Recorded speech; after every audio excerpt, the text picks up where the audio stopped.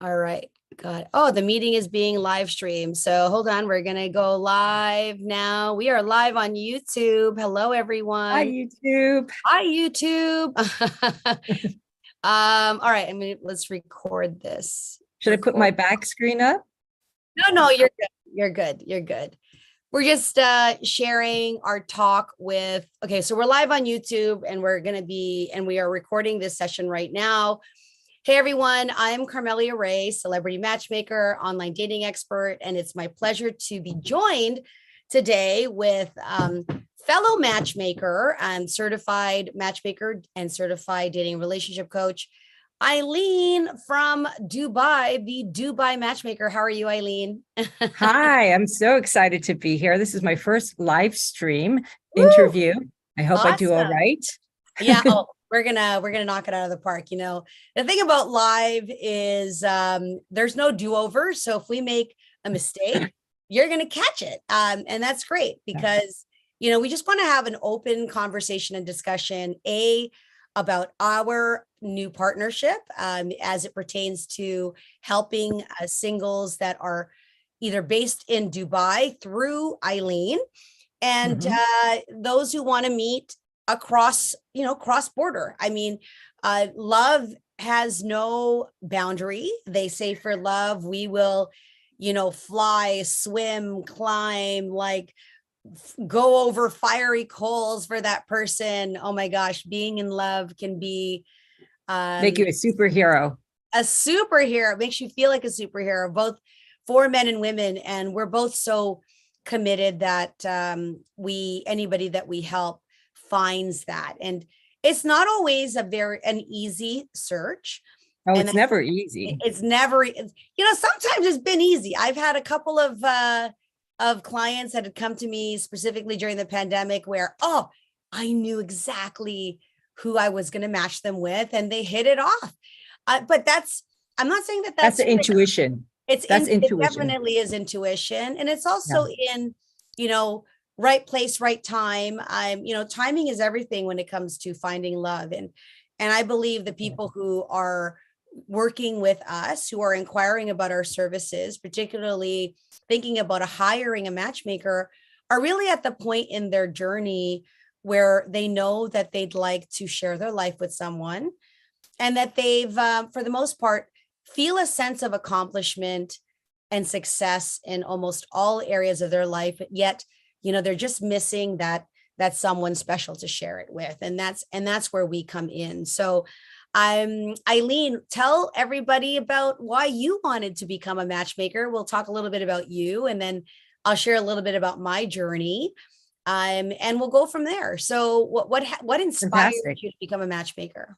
Well, I think like it's something that keeps coming across my path. It's almost like, okay, now I notice you. Now I know that this is something that I'm supposed to do. It's been coming across my path like all my life, pretty much. I mean, I've matched my brother, my sister, and countless friends. It's something that it's like hearing somebody's origin story, a couple's origin story, or even just hearing people that have recently broke up and like the reasons why and their heartbreak and going through my own motions. I've pretty much had great relationships all my life, although I didn't have the best marriage. That was the one thing that wasn't. But it's another reason to look deep inside myself, because you attract what you have inside of you as well. And that's a scary notion for a lot of people, because if it's subconscious and if it's learned from generations, like trauma or drama that comes up, you're like, oh no, should I not go out because I accidentally might attract like, a narcissist or Right. a, user. Yep. It's Yep. a scary notion. So people stay in relationships even if they're unhappy. I think for me being here in Dubai, this is coming on my 16th year here, which I never expected I was going to be in the Middle East this long. But the country keeps changing and the world keeps changing, from the wars going on to the elections happening and the authoritarianism and just like the movement of workers that Right. come through here. You're in Toronto and I'm in Dubai, but our clients and the people that come to us are international people. They're either mixed heritage or they're educated in the West someplace and their ethnicity is another thing, and a lot of them are like 35 and above, I would say. Right. So they So know something about love already. absolutely. If let's talk about what is a matchmaker, right? A lot of times when I meet with people and those who know me now in the city and in Toronto, I mean, I've been a matchmaker for 30 years. So almost every single person on my Facebook or LinkedIn or so, it's very clear who I am, what I do. I've started now working and pivoting more towards media as well, because having been a matchmaker for so long, I've done a TV series. I've worked as an expert, guest appearance on several shows, helping to match celebrities or giving my relationship insight. Because when you do something for such a long time and you're passionate about it, I built my brand around helping people. And even still today, when people say, "Oh, you're a matchmaker," what's a matchmaker? I've never met a Yeah. matchmaker before. It's interesting because people don't know that this is a resource. You can outsource your love life. You can have someone else vet Shortcut. people for you. Yeah, it's a bit of a shortcut, right? And it's also like having your own, who do singles go to when they're looking for a partner? They'll ask their, friends or coworkers. It's like, but again, depending on your circle, a lot of people who are divorced now or single in their late 30s or 40s or 50s who might have never been married, they're looking around. A lot of their friends are coupled, they're having babies, they're going to weddings. It's like, I need to find my own partner. So part of that is also just be a matchmaker will help introduce you to people outside of your own network, right? It can feel awfully lonely as a person in a workspace where everybody's married, or men will not even complain. They'll say, I'm in a very male dominated field, so I don't meet a lot of women. And adversely, women in female dominated professions, whether they're nurses or teachers or whatever, they're not meeting eligible men. So they'll hire a matchmaker who will help pair them with someone that they would never normally meet in their day to day, because they would have already met them, right? Yeah. Well, I think what we try to do also is there's always strengths and weaknesses, positive and negatives. And depending on somebody's mood, after for work or stress or whatever, they might only be seeing the negatives. There are no men. There's the cup is half empty, as opposed to look at it this way. Look at it, maybe tweak the way that you're looking at. Maybe you're looking at this in a wrong way and you're taking it personally for some reason. We really help with that, I think. And I just also want to add, Carmelia, that you work with a lot of clients all over, but what people might not understand is how respected you are within the matchmaking community by matchmakers worldwide. And that people, you've been training, you've been speaking, you've been giving back to the industry within, internally for a long time, just as long as you've been helping people externally. And that's really appreciated. One of the reasons why I feel very grateful for the time that you've given me as a mentor, and starting this journey so that I can build this really needed service here in the Middle East with all these lonely people that, don't have a lot of options. Yeah. It's a small world here, and they don't want to put themselves out there for their reasons. They need discretion. They don't want their employees to see them. They maybe have gotten out of a previous relationship where they don't want their mutual friends to see how they're dating, and they want to use something out of the apps. Maybe they want to use the apps more wisely, but a lot of people kind of default to how they were dating in their 20s or 30s before they had this long-term relationship. And that doesn't work. We're kind of the entree into the modern dating world. And I'm learning this all the time. And I love being part of this collaborative community. Personally, it's been so satisfying. And I'm that much more excited to be offering this and sharing this with the people in this region, because they don't know what to do. Yeah. And, in countries like Dubai and in many other countries where, People come you're through still here. governed, a lot of people come there, but Yeah. it's also, it's how relationships are perceived and how traditions are governed. And, what it's still pretty I wouldn't say taboo, but for a lot of people that we work with, that, as you said, discretion is important, privacy is important. Who wants to admit, oh, I need to hire someone to help me find love? It almost, sometimes some people feel like they should be able to do this on their own. I'm successful in every single way, but like I don't need help that in that area. I can do it on my own. The fact is, all of our clients can find love on their own. There's no debate about that. This is almost like the fast track. It's being vetted, being able to have someone else, add to your already full lives and already the people that you meet. In addition, because we are relationship experts and we've been trained in how to communicate, we've been trained in how to deal with different personality types. We've also been trained to learn about who we are fundamentally, right? So many people, when we interview them the very first time, is, what are you looking for? It's a simple question that people struggle. I don't know. I've never really sat down to think about, like, who am I? Or they try to put themselves on a celebrity level. Meanwhile, they don't realize that those eyeballs are looking back at them and interviewing them just as well. So you might have a type that's like Chris Hemsworth or something, like. But Thor. it's Chris Hemsworth looking for you, right? Like, yeah, he's got options, Yeah, it's also important that people understand what really matters when it comes to long-term success and happiness. And there's a lady that I quote, and she's a friend of mine. She's also part of Matchmaking Institute, Dr. Terry Orbuck. She wrote, she coins herself Dr. Love, but really she's Dr. Love in terms of the science of love, not just the emotion of love. And she's had the longest study now of 300, I think it's 350 couples that they've been researching over the course of 35 years, from married. So some of them now are widowed, divorced, separated, in new relationships, but following that journey and path, understanding what really matters when it comes to long-term happiness. And it's not height, it's not age, it's not, the occupational. But it's why they want those things. Why men want age, younger, fertility. They want somebody to look after them maybe when they get older in themselves. And why women want height. They want security. They want to feel safe. How do they feel love? And then we have the love languages and things like that. And an interesting thought is, a lot of people think that, oh, it's just going to happen naturally and I'm going to feel it, and that fireworks is going to be super easy.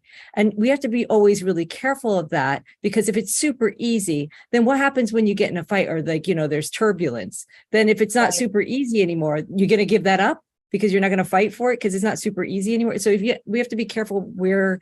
This goes for everybody's kind of relationship. Easy is defined differently. Security is defined differently. Love bombing I thought was a great thing. And then, you study it a bit more, like, oh, no, watch out for the love bombing, and what that entails, and control and manipulative, there's always some yin and yang aspect to these, how we communicate with our partners. Absolutely. I think that without the foundation of knowing who you are, as well as knowing the kind of partner that you should be with versus the kind of partner you've always been drawn to. Oftentimes, who we're drawn to or who we've dated is somebody that's really not great for us, right? We confuse the feeling of lust and attraction as a must in a relationship, when really, trust, compatible values, compatible views around money, around health, around children and parenting. Like, these are the things that matter most, because in even how you argue, how do you fight? Is there a lot of conflict? And if there is conflict, how do you deal with that conflict? The doctor, it was John Gottman who's a relationship expert, that talked about the 4 deadly horsemen, the things in relationships that people do that actually deteriorate that relationship, whether that's criticism, sabotage, contempt, right? Stonewalling, silencing. how many people do you know? I remember being in a relationship when, and I hear this all the time as a complaint from some of the clients that I coach. Well, they never express themselves. I never know, what's wrong, or if there's conflict, they just run away. And how do you resolve conflict if you're somebody that just runs away or doesn't speak about things? So But on the partner side, how do you expect them to feel secure in a relationship if you're running away? If that's how you deal with it, because you're non-confrontational, or this, there's a lot of Brits in this part of the world, because Dubai used to be a British colony, and it's very common in their cultures is that kind of stiff upper lip and that sort of thing. I know it's very American, or maybe North American of us, to be more expressive in that way, but we all deal with things in different ways, and the whole goal is at the end to make that partner, to make yourself feel stable and to make your partner feel safe as well. That no matter what, you can talk to me and we'll work it out. And there's different ways of doing that every single time. Right. And it's really interesting. It's really interesting, like endlessly as we meet people and as we go through this journey, what resonates with clients? What do you think? Like, well, what resonates with clients, I was thinking a little bit along that modern dating world, of like who actually hires a matchmaker, right? I often get that, like, who uses a matchmaker? And is it just people who can't find a date, or are they shy? Like, are they? I mean, that's probably in the back of their mind, like, oh, they must be socially inept or whatever. When really and truly, I'm so excited by the clients I work with. They're outgoing, they're successful, they're usually leaders. They're quite the opposite from not saying they're all extroverts. I mean, there are a lot of introverts as well, but when it's required to lead and they step outside of their introversion to perform or to speak or to whatever, at the end of the day, they really value more the intimacy and the closeness of an intimate partner than being around a crowd of people. Even though I identify as an extrovert and I'm very extroverted and I get my energy source from like everyone and I give out a lot of energy, I know that also when it comes down to, romance and intimacy, private moments. That's not something I share with multiple people. Like I share. Right. And nor should you, because that's private. That's absolutely the intimacy. You don't have intimacy if you're intimate with like everyone. Or else it takes a lot of time and investment in doing that. So people who are using matchmakers are people that, in my mind, they know what they want. They don't want to play games. They really are clear about the kind of relationship that they deserve, the kind of relationship that they need inside of their already, busy lives. Like, who wants drama and stress in a relationship? There's enough of that as soon as you open your smartphone, open the news, read anything. It's just a bombardment. It's the riffraff. It's the riffraff, and they don't have time to filter all of that. Just they want to narrow it down. I think that that is the default. I think that people think, I don't need help. I'm fine. I can, people are hitting on me all the time. I can attract things. Yeah, but this is not the point of attracting and manifesting, and maybe these words might be a little bit too frou-frou, but if you think about an athlete who really knows themselves, right. I've got this cat that's like, I want to be on film. This is all of a sudden. I know. You got that. And I'm thinking, well, at least it's not a child. My child is in school, and I think your child's in school. It would be, oh no, not right now, but you normally. No, but like a top athlete, they need a coach that's very specific. They know themselves and they're investing in themselves because I'm worth it. It's the opposite of saying I'm not worthy, I'm a loser. It's exactly the opposite when it comes down. That's what I found so interesting, because as you really look into this and why this is a profession and why, we get so much respect throughout the centuries, matchmakers have always garnered a lot of respect. First of all, if you are of any amount of wealth, like historically, you would have like, I don't know how many cows and galleons of, gold, whatever, that would be your worth, right? And then marriage and the romance of it only started during the Romanticism, like, Emily what's her name, Emily Dickens, and like the romanticizing of it. But throughout history, it's always been a transaction, and it's been like, well, the more that you're worth, therefore you know what you're going to do. And so all noble families, all aristocracy, all royalty, they would always be set up, right? So are they all losers? Perhaps, if you're an anti-monarchist, but but Well, it's a reality. matchmaking is an art and a tradition that goes back centuries and centuries. So it's I think modern day matchmaking, such as you and I, is really taking the traditional approach of matchmaking people that would be a great fit on in every aspect of their life, because you think about the impact of a relationship. It was Sheryl Sandberg, the COO of Facebook, that said, female, the most important career choice you'll make is the person you marry.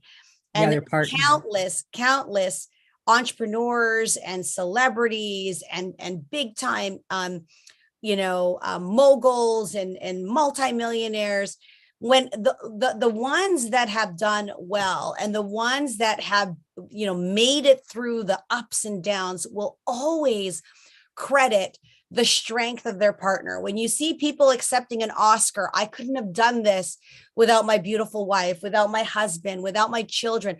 Family and that support is Your so tribe.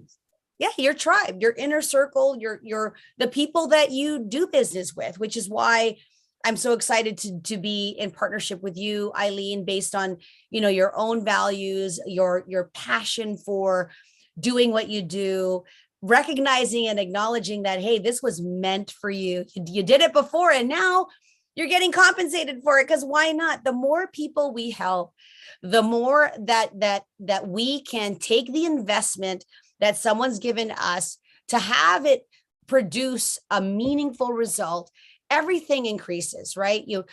Those in committed relationships and healthy relationships actually outlive people who are single and lonely. Loneliness, by the way, supposedly is a bigger epidemic. killer. I don't want to say pandemic, Yeah, but it's the loneliness pandemic actually happened during the pandemic. More people were before dying that. of depression. No, because we don't have the support system of the families anymore. Like you're individuals. We used to have like you would live within a certain amount of miles of where you were born. Now we have unlimited choice. Now we have meet people online. We meet people in the store. We have too much choice. And I actually wanted to talk to you about that modern dating and what that means. Tinder has opened up, and Tinder and other apps have opened up so many options. It's just disposable. Like I don't get to know you. I don't have to. I've got like 100 others that I can have a good time, but there's no depth to that. That's right. Hookup culture, and then that has its own drawback. And I think that we see a rise in our industry as matchmakers because people are just fatigued with that. Like it's too much. I don't need 1,000 dates, right. Like I need just like one or two quality interactions. Absolutely. Yeah, and you filter them. I don't need to do that research. I mean, we do it together, right? At the end of the day, because if we're working with a client, and I think that a huge part of what matchmaking is, or as our job, is to inject the enjoyment into the process. Because doing it on their own, a lot of people are just like overwhelmed and sad and whatever. But we keep perspective because we're like, oh no, you're not alone on that. You're not crazy. That's very common around the world. Actually, you're not the only one. But then sure, be realistic as well. Yeah. So as we wrap up, Eileen, how can our viewers, those who are new to you, reach you and join your database in Dubai? Anybody who's in Dubai, in the Middle East, thinking of coming through. Thinking of coming through. Yes. Meet her for coffee, hang out with her. Where can they reach you? Just go to DubaiMatchmaker.com. Really simple. And you can email me at Eileen@DubaiMatchmaker.com. I try not to make it too difficult to remember. And then my socials are, my Instagram account is at Dubai Matchmaker, all one word. And I have a Facebook group, and you can reach me on LinkedIn. I'll make sure to put all of the links to Eileen there. For those who are watching me on my channel, you already know where you can find me. If you are in Dubai and you want to meet, outside of that area, and you're, search region is global, then you get the both of us. You get two matchmakers that are working with you. And of course, for those who are in North America and looking for a search locally or internationally, you can go to carmeliaray.com. So thank you so much. We're going to meet more regularly to give some feedback and more insight into matchmaking. If you're interested in becoming a client of hers or mine, definitely reach out. We are more than happy to help. And in the future, you'll see more of us doing lives, taking your questions. If you do have a question, please leave that in the comments. And we look forward to helping you. Let's make Absolutely. 2023 the year of love. And there's still time for the end of the year for you guys to take action. So thanks so much. This is another Matchmaker Monday. So pleased to be here with you, and we'll see you next week. Bye. Fabulous. Bye. See you later.